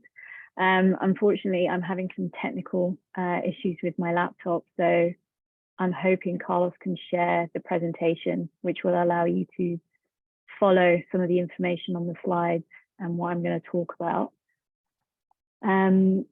So yeah, I think the phenomenon of false news and misinformation has increased significantly in recent times with the use of the internet and social media platforms. Given the session is going to be quite short, and we have around 15 minutes or so to run through the topic, which is extremely vast. Perhaps it's useful to outline some of the key issues and international standards that are relevant to this topic. The PowerPoint that hopefully you guys are able to view now is a little bit more extensive, and perhaps it can be distributed to everyone later. But I think one of the main things to understand is that false or fake news as a concept has ballooned to include more than just simply false information.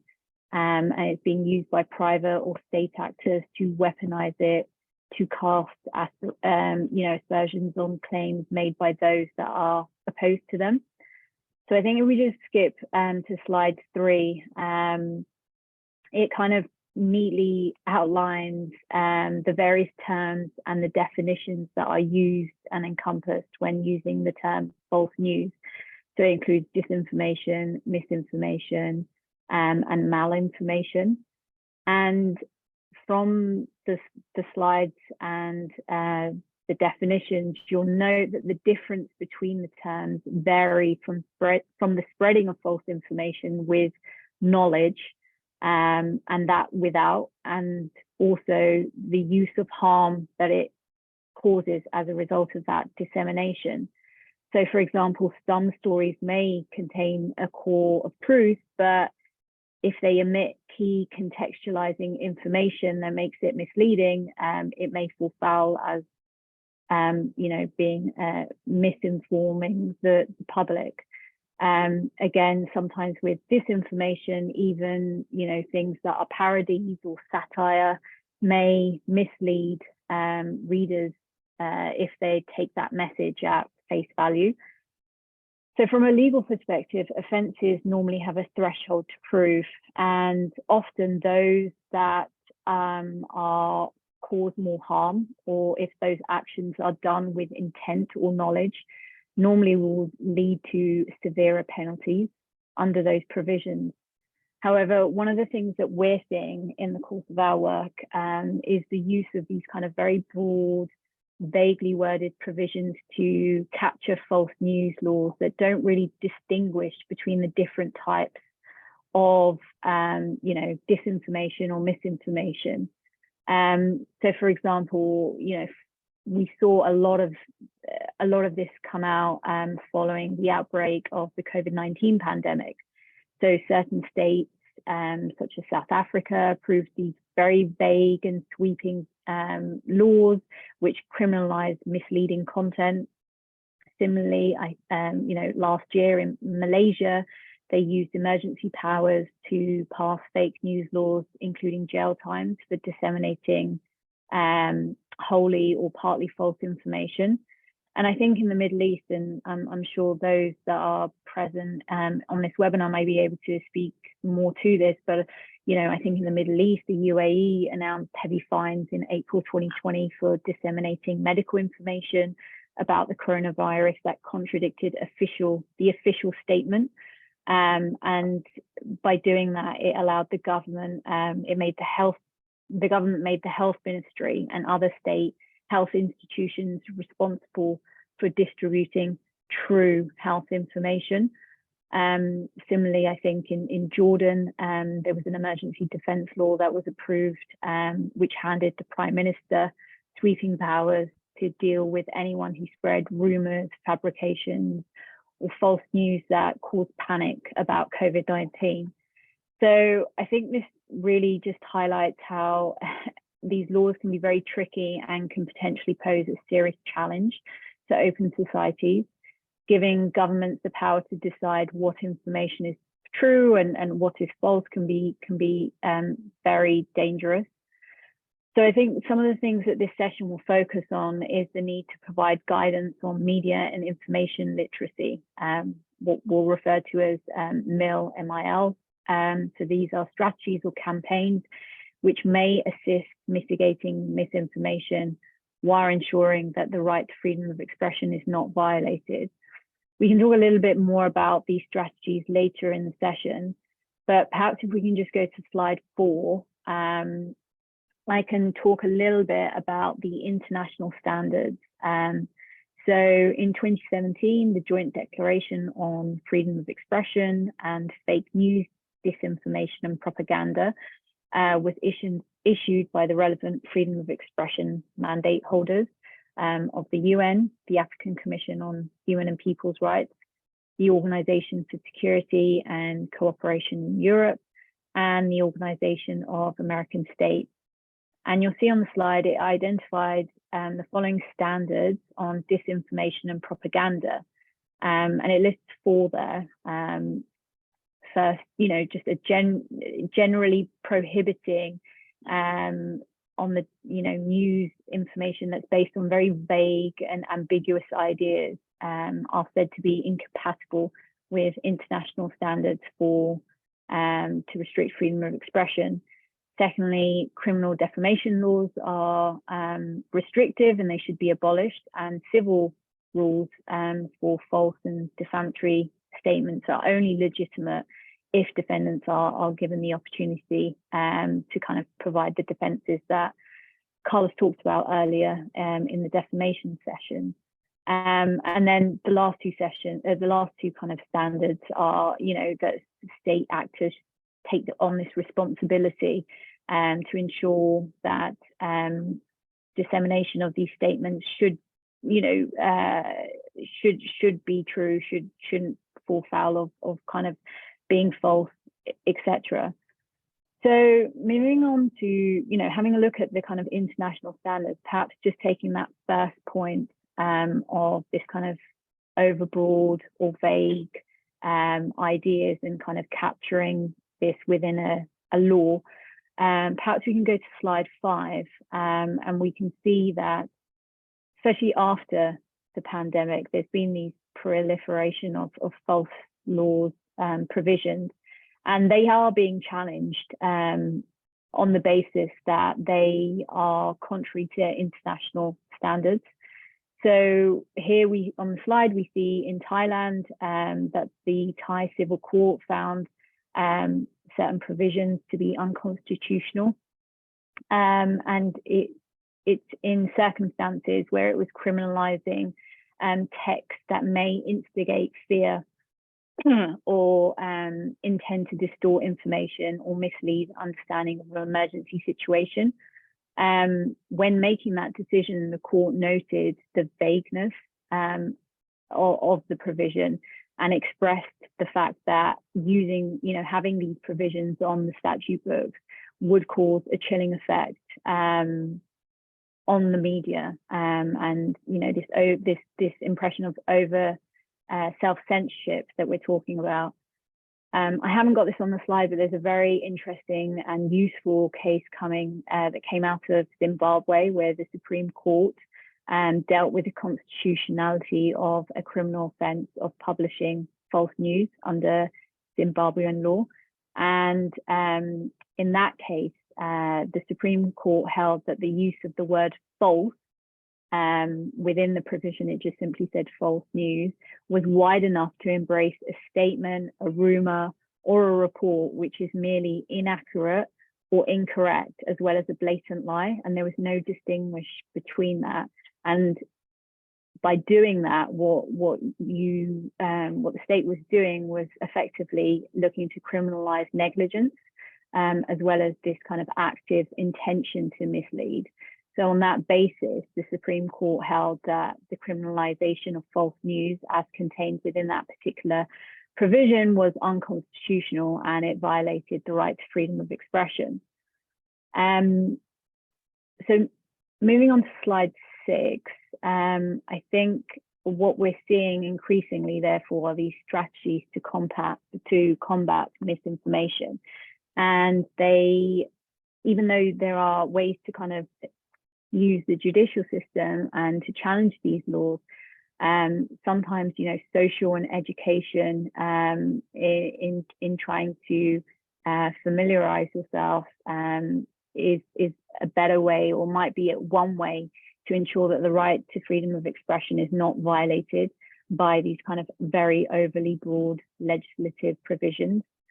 So obviously, I think with the internet, everyone is in this like rapid rush to kind of get information out and to publish and be the first to transit this information.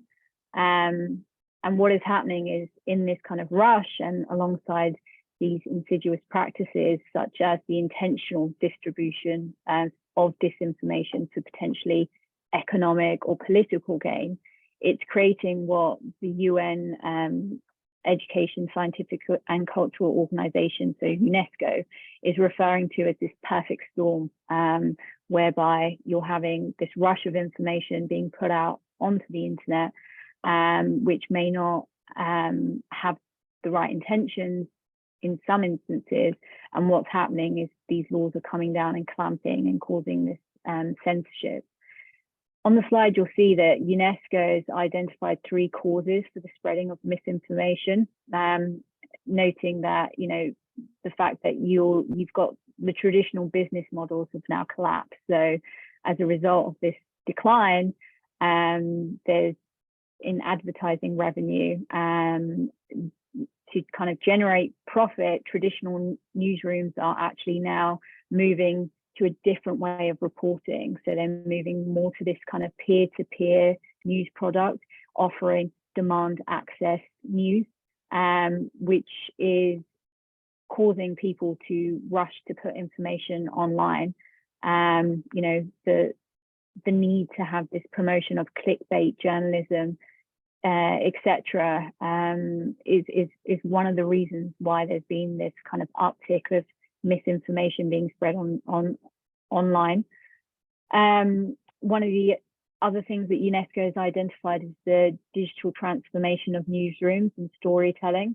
So, you know, as the information age develops, the way that journalists are now preparing content for multiple platforms means that there may be it may limit their ability to kind of properly interrogate facts.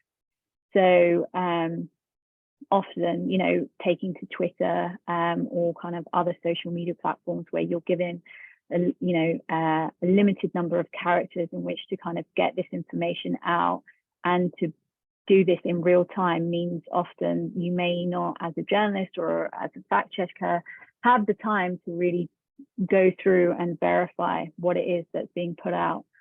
And then the last kind of cause of misinformation that's been identified by UNESCO is what they're calling the creation of these kind of new news ecosystems. So with increasing access to online audiences as a result of social media platforms, users of these platforms can basically create their own content streams and create their own trusted networks or echo chambers. So within which, if there's inaccurate or false or malicious propaganda that's being spread, they're just, you know, they're not able to kind of go outside of that chamber to verify and see if the news that they're receiving is in fact accurate or true. I'll move on to slide maybe 8 and skip over 7, which kind of just detailed a case, but in the interest of time, perhaps we can skip over that. I'll just talk a little bit about this kind of concept of the media and information literacy strategies as a campaign by which to process and enable the detection of misinformation.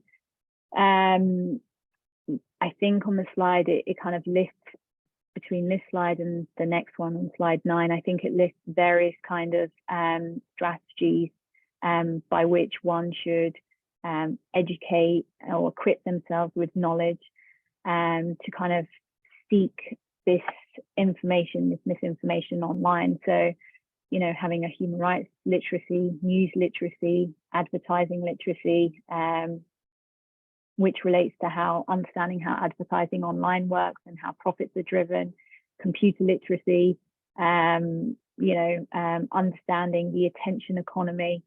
So all of these things are very useful and may go to some way in trying to combat some of the issues that you're finding online at the moment with the vast amount of information that's being put out there. I'm very conscious of time, so I'm going to rush through slides 10 and 11, which kind of look to, with the fact that I think specifically within, the pandemic has generated this significant amount of misinformation, in order to kind of counter this, what the UN is calling this infodemic, the UN has taken like 5 steps to combat misinformation, which may be useful for those that are working in, the journalism, media, fact-checking sphere. So one of the things that they have said is to produce and disseminate facts and accurate information. So they identified the World Health Organization, within the pandemic as being the organization that was able to kind of transmit the most authoritative information based on science. And it was kind of a central tenet to kind of match any other information that was coming out. So similarly, if those that are working on news stories or in the journalist, is there a central system or kind of sites that can be used to fact check and ensure that the information that's being received is one that's accurate, it's verified, and it's coming from a source that is trusted. Secondly, the UN was saying, to partner with platforms and suitable partners. So again, this concept of finding the right partners. So the UN and the WHO partnered with various kind of other organizations to help ensure that all telecommunication companies worldwide were circulating factual text messages about the virus. Again, is this something that can be taken into practice in the course of the work of journalists? Are you able to kind of find relevant partners to ensure that the information that's being put out there is accurate and is being done, from a number of sources in a coordinated attack? Number 3 was working with media and journalists. Just moving to the second slide is mobilizing civil society. So whether that means through the various kind of UN departments, are you able to participate and contribute to UN processes during, for example, the pandemic, and communicate that with those kind of CSOs on the ground to make sure that all the relevant stakeholders are being, are able to communicate.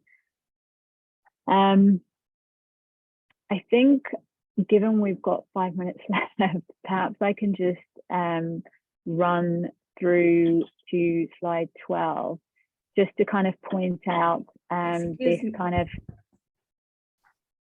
Excuse me, Saba, please give some time, consider time for questions.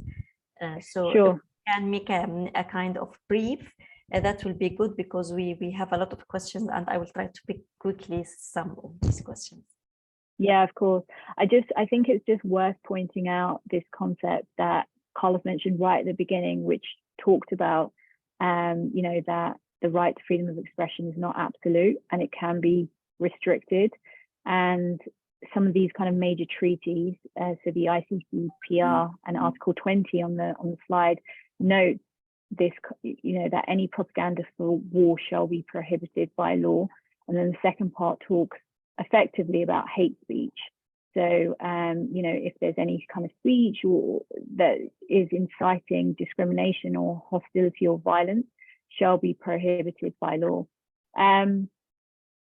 I think it's important to note that because that is a limitation on freedom of expression. But I think, given the timings and the fact that we want to have some questions, perhaps I can stop there, and the PowerPoint can be distributed to the participants for stuff that I didn't manage to get through in the session just now. Thank you so much, Saba, and thanks, of course, to all these very, very interesting. I'm sorry, I'm speaking English. I will go back to Arabic.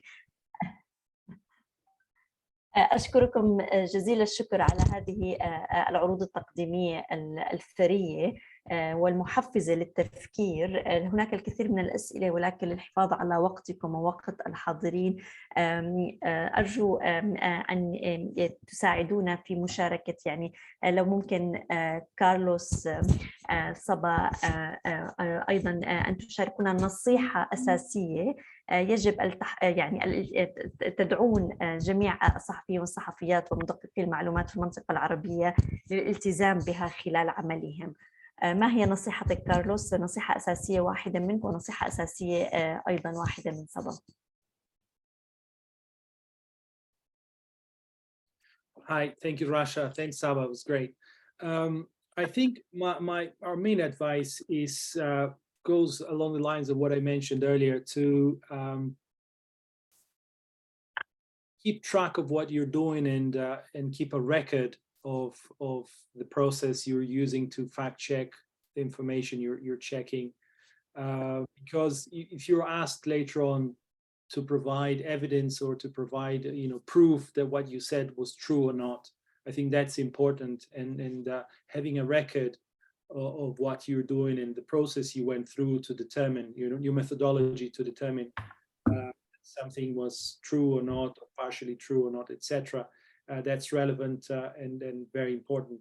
Also, what Saba mentioned now, what UNESCO recommends of partnering with reputable organizations as well, always gives you a little bit more clout and respectability in that work of checking information that is published by others. So in very brief terms, that would be, I think, my main recommendation. شكرا كارلوس. صبا، هل لديك نصيحة أساسية تشاركيها مع الحاضرين؟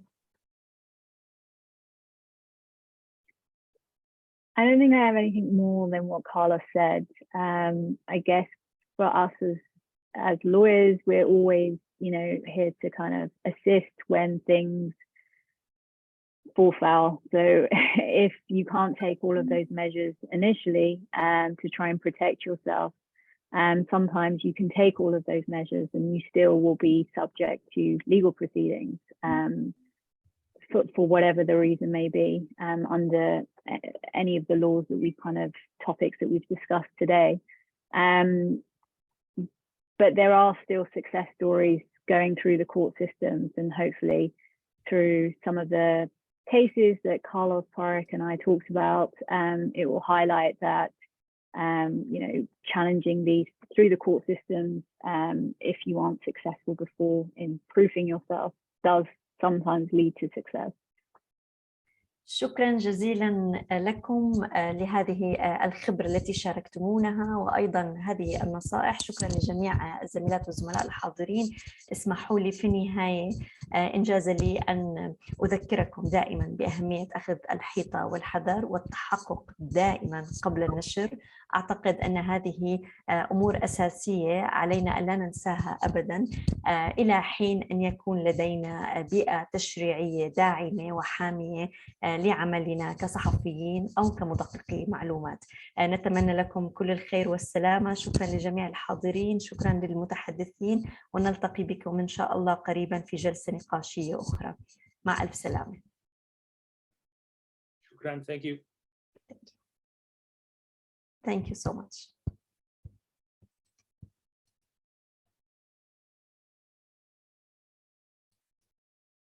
Well, thank you very much, Rasha and everyone. Thank you. I really enjoyed it. There were a lot of information, and unfortunately, we didn't have enough time for all of this, and also for the questions. But I think this could be just a start, and maybe later we can have more sessions to discuss cases in specific that could be also more helpful. We will stay in touch for sure, and thank you so much, and have a great day and evening for everyone. Thank you very much.